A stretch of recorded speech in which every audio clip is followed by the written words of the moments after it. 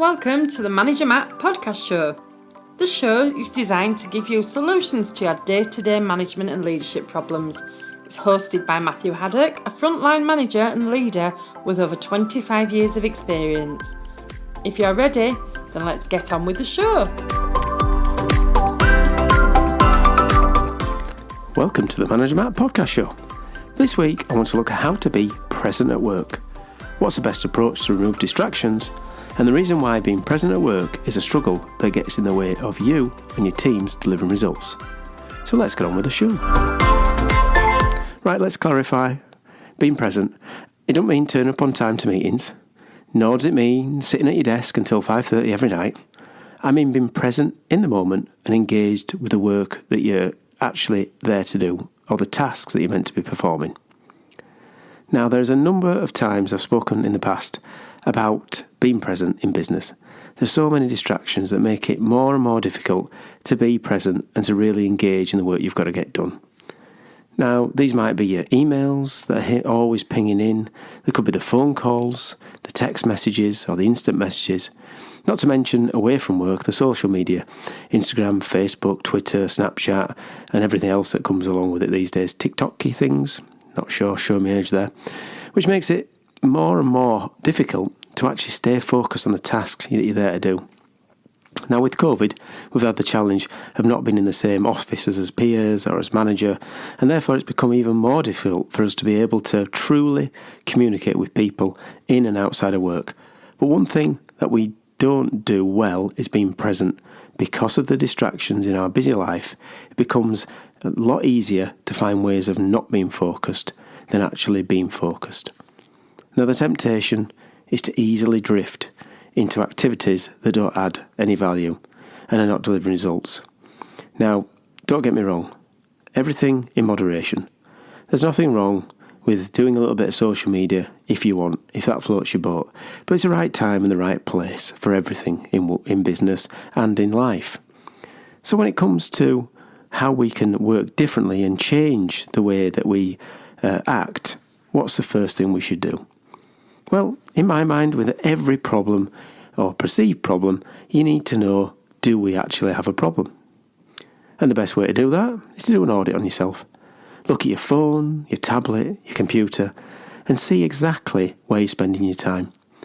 And most devices, thankfully, have a way of doing this. You may get a report every week, or you can flick into it, and it shows you how long you've spent on each of those apps throughout the day. And after an honest assessment, and you've got to be honest with yourself here, you are going to be professional, so you need to be honest, and you need to say, do I need to change? If you're doing social media at 9 o'clock in the morning when you should be working, then it's a time where you need to step back and go, am I really doing the right things to progress my career and really add value? And if it's not the job that you should be in, and you're doing more social media than actual working, then maybe it's a time to look for a different job. And at this point, I'm not going to say it's easy to turn things off, because we all know it's not. Our minds are wired to try to get that hit of dopamine that comes through when you find something, you get a like on your social media, or you see something that you've enjoyed watching, or an instant message comes in, or an email pops in, and all of a sudden your work concentration goes.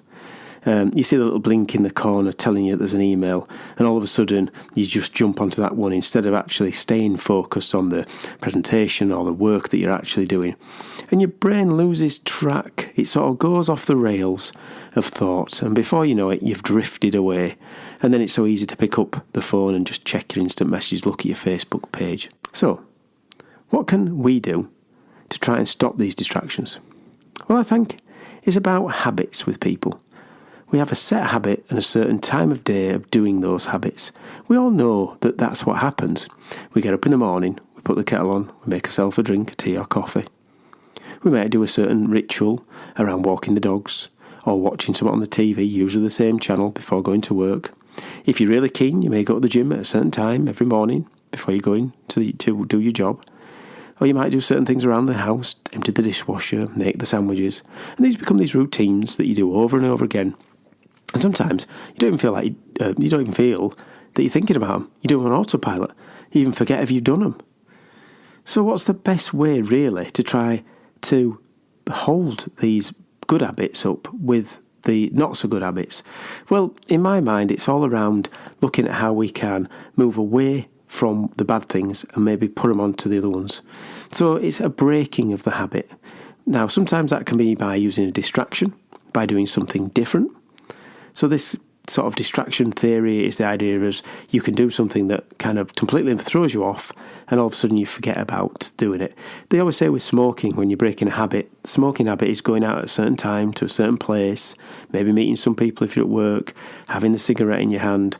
You almost do it autopilot. So one thing that you can do with that is to try to do something to break those habits. There's also substitution. So it's making a change to the routine so the brain then forms a new habit.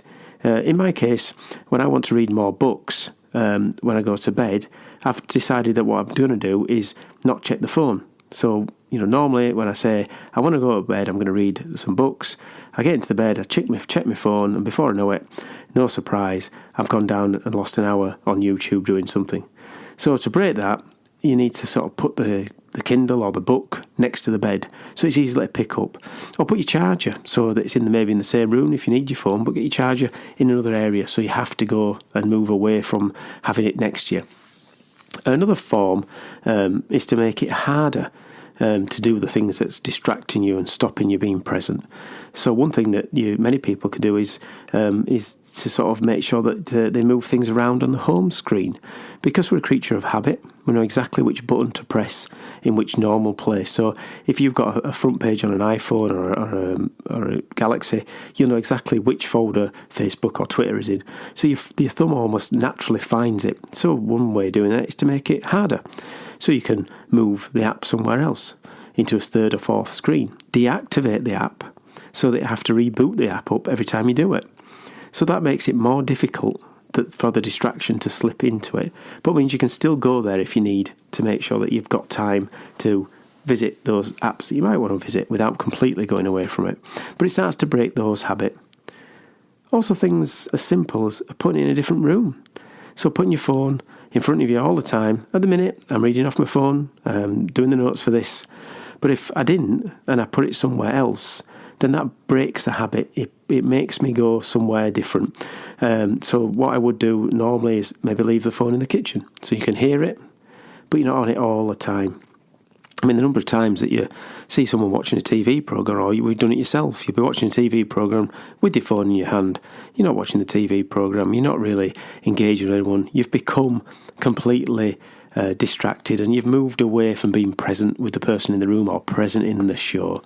I mean, you see people at the gym, they take the phones in for music maybe or for whatever reason, but before they know it, between the sets, they're sat there flicking through the posts on the YouTube and not actually putting any effort into it. So they're not present in the gym, so they're not getting the results, they're getting distracted, the workouts are suffering, some are on the treadmill looking at them, not putting in the effort that you'd expect them to do if they've invested the time to actually make it to there. So it's very, very strange, the human brain, and I think it's worth having a look at how we can do that. And also, it's also worth saying that the distractions that stop you being present can also drain the energy from your body. Through the negativeness sometimes of the social media that people consume, the sites that they're watching, the news that they're taking in, means that the whole energy can drop, and that's going to affect your delivering results. I'm working on my laptop now. I can see emails popping into the corner of my screen. So one of the things I can easily do with that is to turn that function off, so that I know that there's certain times that I won't be answering emails. Because emails in a work sense stop you being present, because they're breaking you off that habit. Now, I know it's maybe a step too far, maybe for some, but turning your Wi-Fi off when you don't need it on your devices. So instead of being completely connected all the time, you can turn it off, work on the things you're working on. Obviously, if you don't need Wi-Fi, you don't need your cloud all the time. And then you can have that habit of then, turning the blinking messages off, getting on with really focusing on the work you've got to do. And of course, there's those urgent things that happen in life. We all have urgent stuff that'll happen and take us away from work. So, if you do need to have those things that could be urgent, just make sure that people know that there's certain times that if you're going to email, I'm not going to have a response. If you want me urgently, then you'll have to ring me. I always laugh about people who think that they'll put urgent on an email and send it to you. It's like, an email's not urgent. If you want someone urgently, ring up. You don't email someone saying there's a fire. Still a fire. I've sent this email 3 times and the fire's still raging. There's a point where you might need to take a phone call that's an urgent one. But if you tell everybody else, look, at this time I'm going to be working, I'm going to be present in the moment, I'm going to really focus on here, I'm not going to be answering anything on an email or text. If you really need me, you're going to have to ring me. Then that makes people aware of how you're going to work. And having face-to-face meetings is one of the next things that we can really do to make sure we're present. When you are in the same room, sat with someone and going through an agenda, it's very, very hard to sort of drift away. Now, saying that, I have been in meetings where people have had laptops on, and what happens then, of course, they're doing email. They're not listening to the presenter or the person in the meeting. They're doing email. They'll claim they're making notes. They'll claim they use electronic versions and they don't want paper, but let's be honest, they know that they're doing other things because it's blinking away. And you can even see them sending instant messages to some people whilst you're meant to be listening. It just blows my mind when that happens. So what you really got to do is, you've got to be professional. You have to trust that people around you and you as a leader will make sure that they do the right things. And to do that, you're going to have to make sure that you give them an easy route to get things done. With remote working, it's become so easy for people to drift away. The cameras have slowly been turned off of every call you're on. You can almost tell that person on the other end is not really there. They're not doing what they should be doing. And you've got to step back and say, as a professional, I'm going to act like a professional. You're not going to blame Instagram for that. You've got your work to do. You need to get on with it. You need to take ownership of it, and you need to be present at work. Have time to be distracted. Allow yourself time on a lunch break or after work to have those distractions of social media. But being present at work, make sure that you're delivering you and for the team the best you can. We know that these things are not going away, so we need to make sure that we can manage them. Make sure that we are present when we're doing stuff, and make sure that the people around us learn from us. So as leaders and managers, we should be setting the example. So let's have a big recap of what we're going to do. Let's go and have an audit and see if we understand if there's a problem. You need to look at substituting new activities and new distractions to stop you and break the habit. You can move apps around, turn them off when you don't need them, and turn off their notifications or even Wi-Fi, only leaving yourself with urgent phone calls. Go old school, face-to-face meetings, why not? And let's be professional. Let's don't blame the distractions for stopping you. It's you who have been the ones who've been distracted. So act like a manager and be one. And give yourself time to have those distractions away from work, because everything works in moderation. Well, thanks for listening. Now it's over to you. You have the background of why it works. You have the context of how it delivers results to you. You have a step-by-step guide. Now it's up to you to take action and start seeing the benefits. So what are you waiting for? Do it. Nothing comes from nothing. So that's it for Manager Matt this week. Thanks for listening. Goodbye. Thank you so much for listening to this Manager Matt podcast. We hope you found it interesting, helpful and actionable.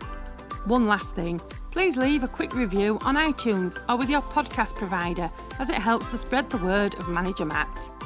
If you haven't already done so, please subscribe to the podcast, and if you did like anything in particular, send an email to managermattpodcast@gmail.com or visit managermatt.co.uk for more content.